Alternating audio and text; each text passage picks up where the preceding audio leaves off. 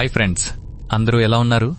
మీరంతా క్షేమంగా ఉండాలని కోరుకుంటూ ఈరోజు ఒక గుండెలు పిండేసే, వెన్నులో వణుకు పుట్టించే సరికొత్త రియల్ హారర్ ఎక్స్పీరియన్స్తో మీ ముందుకొచ్చాను. మీరు మా ఛానల్ను ఆదరిస్తున్న తీరు, మీరు పెట్టే కమెంట్లు మాకు ఎంతో ఉత్సాహాన్నిస్తున్నాయి. కథలోకి వెళ్లే ముందు మన ఛానల్కు కొత్తగా వచ్చిన వారు సబ్స్క్రైబ్ చేసుకోండి. ఈ వీడియో మీకు నచ్చినట్లయితే ఒక లైక్ చేయండి, మీ స్నేహితులు బంధువులతో పంచుకోండి.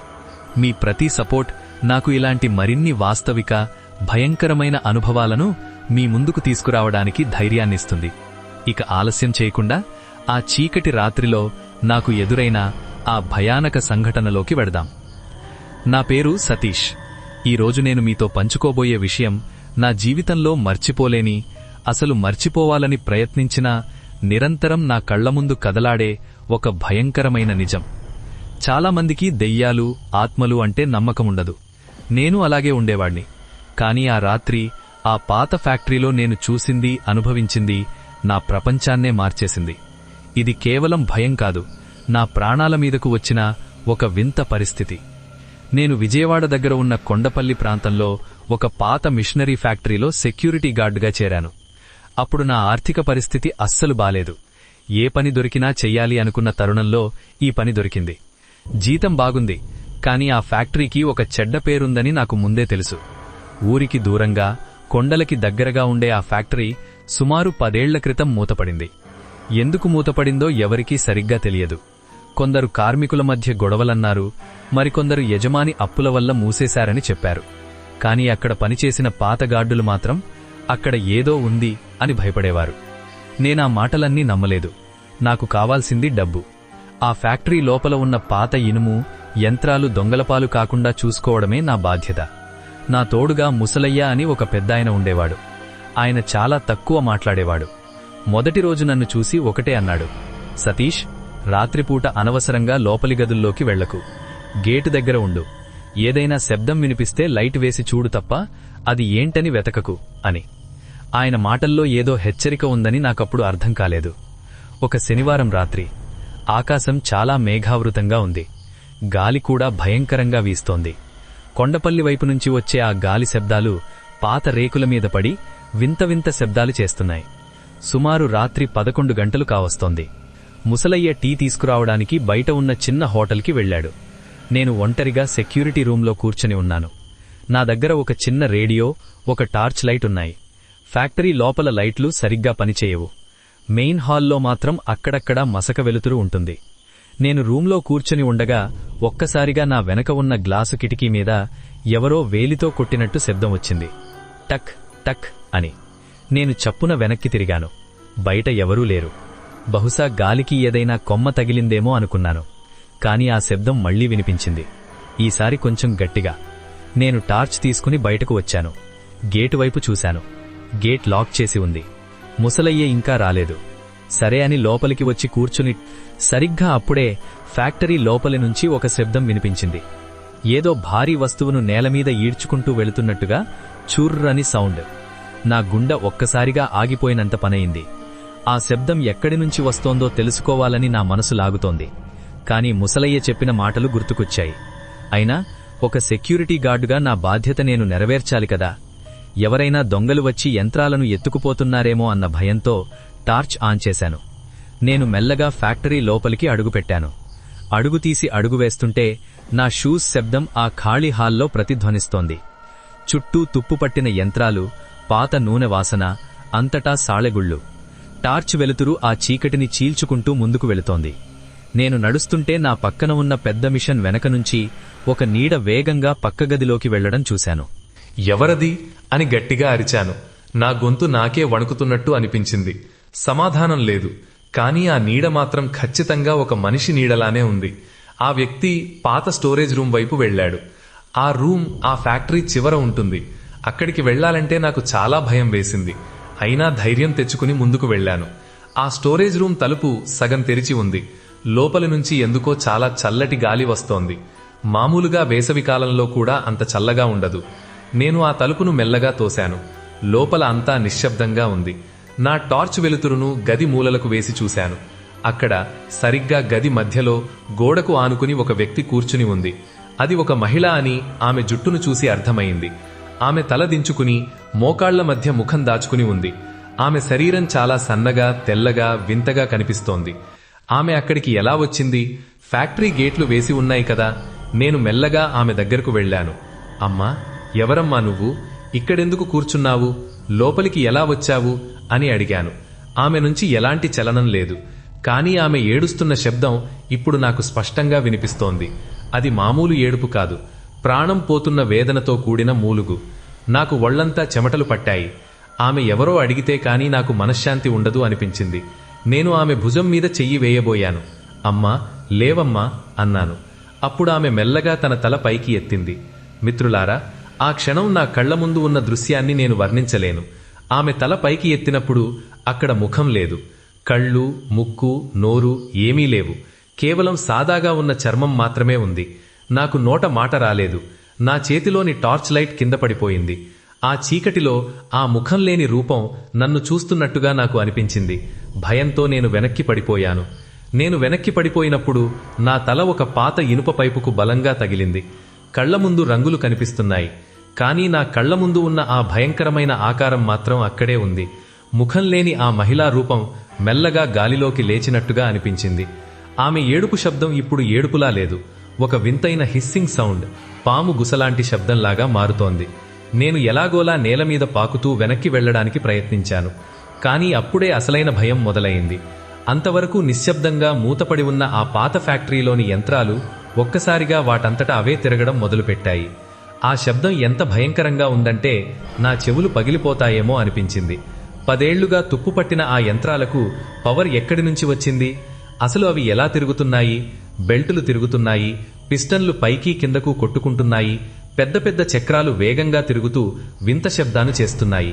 ఆ హాల్ అంతా ఒక్కసారిగా నరకంలా మారిపోయింది. ఆ ముఖం లేని ఆకారం ఇప్పుడు యంత్రాల మధ్యలో నుంచి నా వైపు వస్తోంది.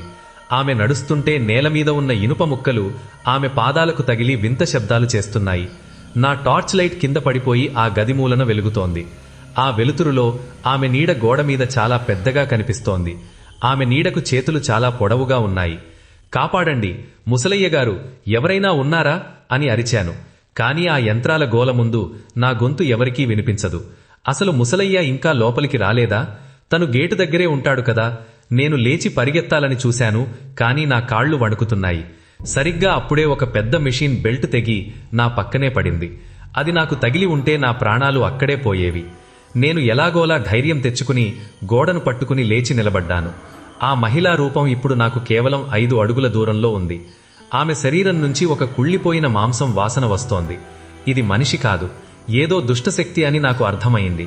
నేను కళ్ళు గట్టిగా మూసుకుని నా ఇష్టదైవాన్ని తలచుకున్నాను. దేవుడా, నన్ను కాపాడు అని మనసులో వేడుకున్నాను.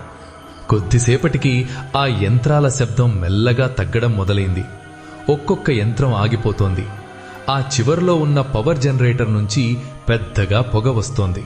నేను మెల్లగా కళ్ళు తెరిచి చూశాను. ఆ స్టోరేజ్ రూమ్ ఖాళీగా ఉంది. ఆ ముఖం లేని మహిళ లేదు. అంతా మళ్లీ నిశ్శబ్దంగా మారిపోయింది. కేవలం ఆ పాత రేకుల మీద గాలి వీస్తున్న శబ్దం మాత్రమే వినిపిస్తోంది. నా గుండె వేగంగా కొట్టుకుంటోంది. నేను అక్కడే ఉంటే నా ప్రాణాలు పోతాయని అర్థమైంది.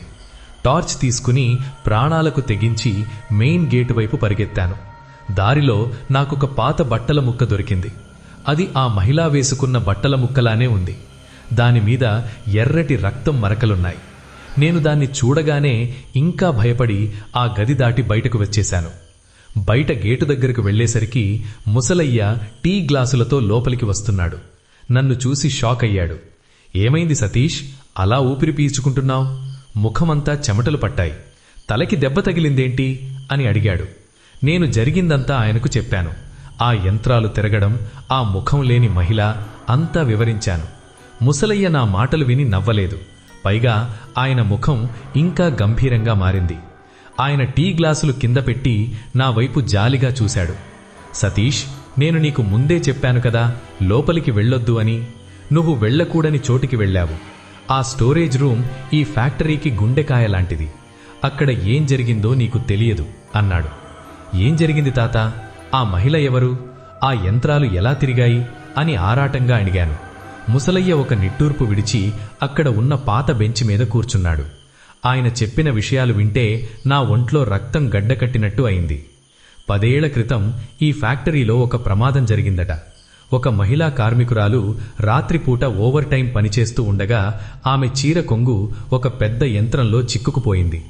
ఆ యంత్రం ఆమెను లోపలికి లాగేసుకుంది. ఆ సమయంలో అక్కడ ఎవరూ లేరు. ఆమె ఎంత అరిచినా ఎవరికీ వినిపించలేదు. ఆ యంత్రం ఆమె ముఖాన్ని పూర్తిగా ఛిద్రం చేసేసింది. మరుసటి రోజు ఉదయం వచ్చి చూసేసరికి ఆమె మృతదేహం ఆ యంత్రం లోపల ఇరుక్కుపోయి ఉంది. ఆమె ముఖం గుర్తుపట్టలేనంతగా పాడైపోయింది. ఆ సంఘటన తరువాతే ఫ్యాక్టరీ యజమాని దాన్ని మూసేశాడు. కాని ఆత్మ శాంతించలేదు. ఆమె ఆ యంత్రాల మధ్యే ఉండిపోయిందట. తన ముఖం కోసం వెతుకుతూ ఎవరైనా ఒంటరిగా కనిపిస్తే వారిని భయపెడుతూ ఉంటుందట. ముసలయ్య మాటలు వింటుంటే నాకు ఆ ఫ్యాక్టరీ వైపు చూడాలంటేనే అసహ్యం, భయం కలిగాయి. కాని కథ ఇక్కడితో అయిపోలేదు. ముసలయ్య చెప్పిన దాని ప్రకారం ఆమె ఎవరికైతే కనిపిస్తుందో వాళ్లని ఆమె వదిలిపెట్టదట. ఆ రాత్రి తర్వాత నా జీవితంలో ఏం జరగబోతోందో నాకప్పుడు తెలియదు. ముసలయ్య చెప్పిన మాటలు నా తలలో తిరుగుతున్నాయి. ఆ రాత్రి నేను మళ్లీ ఆ సెక్యూరిటీ రూంలోకి వెళ్లలేకపోయాను. బయట ఉన్న వేప చెట్టు కింద కూర్చుని తెల్లవారే వరకు గడిపాను. ముసలయ్య కూడా నా పక్కనే కూర్చున్నాడు. ఆయన చేతిలో ఒక చిన్న రాగి తాయెత్తు ఉంది. దాన్ని గట్టిగా పట్టుకుని ఏదో మంత్రం చదువుతున్నట్టు అనిపించింది. తాత, రేపట్నుంచి నేను ఈ పనికి రాను. నాకు ఈ డబ్బు వద్దు, ఏమీ వద్దు. నా ప్రాణాలు ముఖ్యం అన్నాను.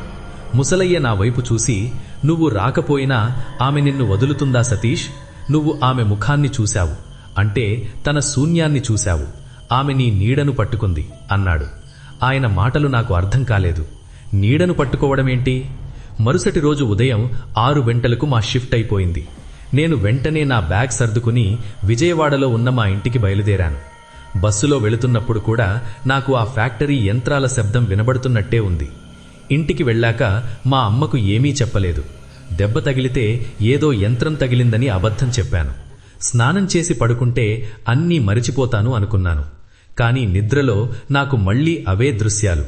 ఆ చీకటి గది, ఆ ముఖం లేని స్త్రీ, ఆమె నా మంచం పక్కన నిలబడి నా ముఖం మీద చెయ్యి వేస్తున్నట్టు అనిపించి ఒక్కసారిగా ఉలిక్కిపడి లేచాను. సమయం మధ్యాహ్నం 2 గంటలు. బయట ఎండ మండుతోంది. కాని నా గదిలో మాత్రం వింతైన చలిగా ఉంది. నేను గది నుంచి బయటకు వచ్చి హాల్లోకి వెళ్ళాను. మా అమ్మ వంటగదిలో ఉంది. అమ్మా, నీకేదైనా వాసన వస్తోందా అని అడిగాను. ఎందుకంటే నాకు మళ్ళీ అదే కుళ్ళిన మాంసం వాసన వస్తోంది. ఏం వాసనరా? నేను సాంబార్ చేస్తున్నాను, ఆ వాసనే కదా అందమ్మ. అంటే ఆ వాసన కేవలం నాకు మాత్రమే వస్తోంది. నేను భయంతో దేవుడి గదిలోకి వెళ్ళాను. అక్కడ దీపం పెట్టి ఉంచిన ఫోటోల వైపు చూశాను. నా మనసు ఏదో కీడు శంకిస్తోంది. సరిగ్గా అప్పుడు నా ఫోన్ మోగింది. చూస్తే ఫ్యాక్టరీ మేనేజర్ నుంచి ఫోన్. ఆయన నన్ను వెంటనే ఆఫీస్కి రమ్మన్నాడు. నేను వెళ్ళకూడదు అనుకున్నాను, కానీ నా జీతం సెటిల్ చేసుకోవాలి, ప్లస్ అక్కడేం జరుగుతోందో ఆయనకు చెప్పాలి అని నిర్ణయించుకుని వెళ్ళాను. ఆఫీస్లో మేనేజర్ సీరియస్గా కూర్చుని ఉన్నాడు. సతీష్, నిన్న రాత్రి ఏం జరిగింది? ముసనయ్య చెప్తున్నాడు నువ్వేదో చూసి భయపడ్డావని, ఆ యంత్రాలు తిరిగాయని చెప్తున్నావంట అని అడిగాడు. నేను జరిగిందంతా కళ్లకు కట్టినట్టు చెప్పాను. ఆ యంత్రాలు వాటంతటా అవే తిరగడం, ఆ స్త్రీ రూపం అంతా. మేనేజర్ నా మాటలు విని ఒక్కసారిగా నవ్వాడు. సతీష్, నీకు పిచ్చి పట్టిందా? ఆ ఫ్యాక్టరీలో పవర్ కట్ చేసి 10 ఏళ్లవుతోంది. కనీసం బ్యాటరీ కూడా అక్కడ లేదు. ఇక యంత్రాలు ఎలా తిరుగుతాయి? నువ్వేదో భ్రమపడి ఉంటావు. ఆ ముసలయ్య చెప్పే కథలు నమ్మకు. ఆయనకి కొంచెం మతిస్థిమితం తక్కువ అన్నాడు. లేదు సార్, నేను స్వయంగా చూశాను. కావాలంటే ఆ స్టోరేజ్ రూమ్ చెక్ చేయండి, అక్కడ ఆమె బట్టల ముక్క కూడా పడి ఉంది అని వాదించాను. మేనేజర్ నన్ను తీసుకుని ఫ్యాక్టరీ లోపలికి వెళ్ళాడు. అప్పుడు సమయం సాయంత్రం 4 గంటలు.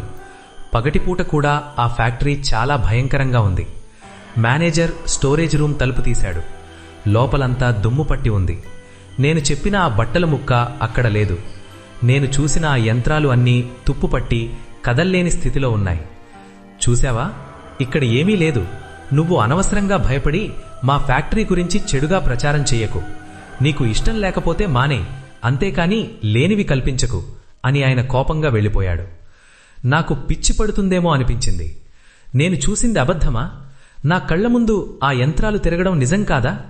నేనక్కడే నిలబడి ఆ రూమ్ వైపు చూస్తుండగా పక్కనే ఉన్న ఒక చిన్న తుప్పు పట్టిన పైపు మీద నుంచి రక్తం బొట్లు బొట్లుగా కింద పడటం గమనించాను.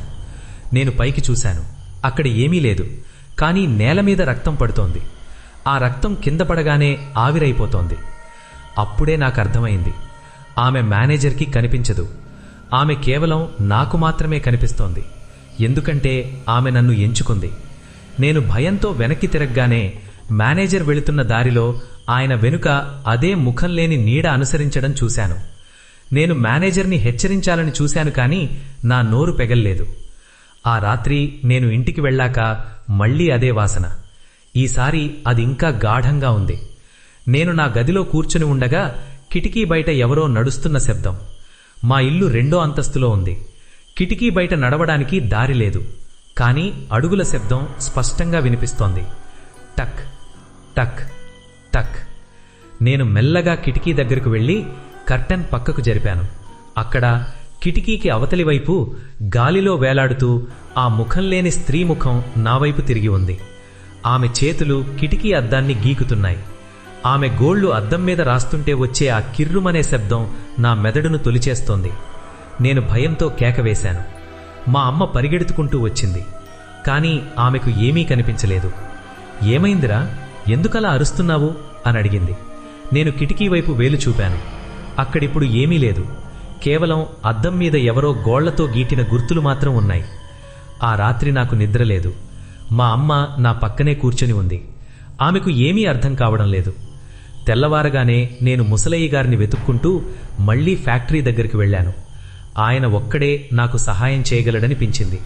కానీ అక్కడికి వెళ్ళాక నాకు తెలిసిన విషయం వింటే నా పాదాల కింద భూమి కదిలిపోయింది. ముసలయ్య గారు నిన్న రాత్రి చనిపోయారట. ఫ్యాక్టరీ గేటు దగ్గర కుర్చీలో కూర్చున్న ఆయన అలాగే కూర్చుని ప్రాణాలు విడిచారు. ఆయన ముఖం మీద ఏదో భయంకరమైన భయం తాలూకు గుర్తులు ఉన్నాయట. పోలీసులు దాన్ని సహజ మరణమని కొట్టేశారు. కాని ఆయన చేతిలో ఉన్న ఆ రాగి తాయెత్తు ఇప్పుడు లేదు. అది ఎవరో తీసేసినట్టుగా ఉంది. నాకు దిక్కుతోచలేదు.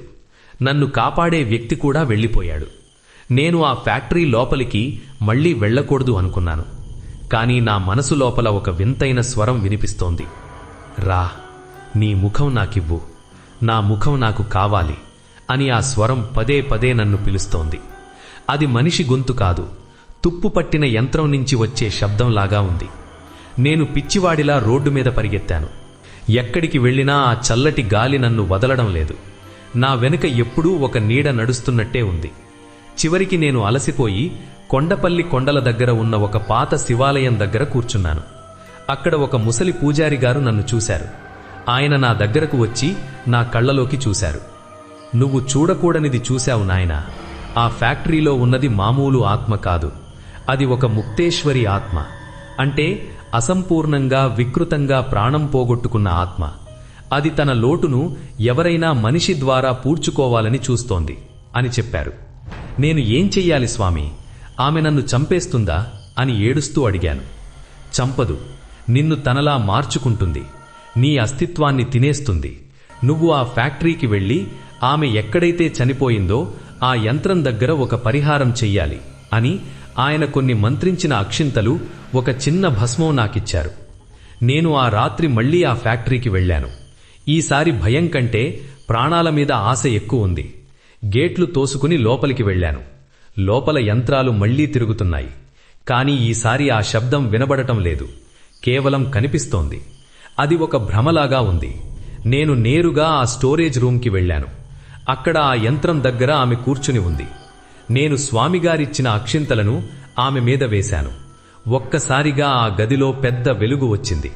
ఆమె భయంకరంగా అరిచింది.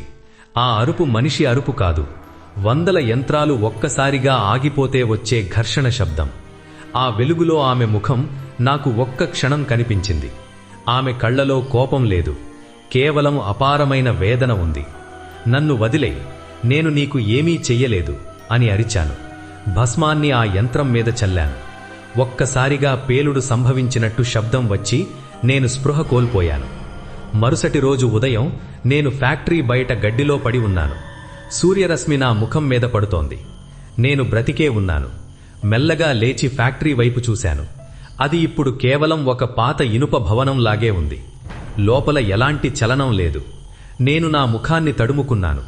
అంతా బాగానే ఉంది. కానీ అప్పటి నుంచి నా జీవితం సాధారణంగా లేదు. నేను ఆ గండం నుంచి బయటపడ్డాను, కానీ ఆ దృశ్యం మాత్రం నా కళ్ల ముందు నుంచి పోలేదు. ఇప్పటికీ చీకట్లో ఉన్నప్పుడు ఎవరో నన్ను పిలుస్తున్నట్టు అనిపిస్తుంది. నేను అద్దం ముందు నిలబడినప్పుడు నా ప్రతిబింబంలో నా ముఖం ఒక్క క్షణం కనిపించకుండా పోయి మళ్లీ కనిపిస్తుంది. ఆ ఫ్యాక్టరీ యజమానిని తర్వాత కలిశాను. ఆయన ఏమీ జరగలేదని అబద్ధం చెబుతూనే ఉన్నాడు. కానీ ఆ ఫ్యాక్టరీని ఇప్పుడు పూర్తిగా కూల్చేశారు. అక్కడ ఇప్పుడు ఒక ఖాళీ స్థలం మాత్రమే ఉంది. కానీ ఊరి జనం మాత్రం రాత్రిపూట ఆ స్థలం వైపు వెళ్లడానికి భయపడతారు. అక్కడ ఇప్పటికీ గాలిలో ఒక వింతైన ఏడుపు శబ్దం వినిపిస్తుందని అంటారు. మిత్రులారా, ఇది నా జీవితంలో జరిగిన యథార్థ సంఘటన. మనం చూసే ఈ ప్రపంచం వెనుక ఇంకా ఎన్నో రహస్యాలున్నాయి. కొన్నిసార్లు మనం ఆ రహస్యాలను తెలుసుకోవాలని ప్రయత్నించకూడదు. ఎందుకంటే కొన్ని తలుపులు తెరిస్తే వాటిని మళ్లీ మూయడం మన వల్ల కాదు. ఆ రాత్రి ఆ ఫ్యాక్టరీలో నేను నేర్చుకున్న పాఠం ఇదే. ఈ కథ మీకు ఎలా అనిపించిందో కింద కామెంట్స్లో చెప్పండి. మీలో ఎవరైనా ఇలాంటి అనుభవాలు ఎదుర్కొని ఉంటే కామెంట్స్లో తెలియచేయండి. ఇలాంటి మరిన్ని రియల్ హారర్ స్టోరీస్ కోసం మన ఛానల్ని ఫాలో అవ్వండి. వీడియో నచ్చితే లైక్ చేసి మీ స్నేహితులు, కుటుంబ సభ్యులతో షేర్ చేయడం మర్చిపోవద్దు. మళ్ళీ రేపు రాత్రి 7 గంటలకు మరో సరికొత్త రియల్ హారర్ స్టోరీతో మీ ముందుకు వస్తాను. అంతవరకు సెలవు.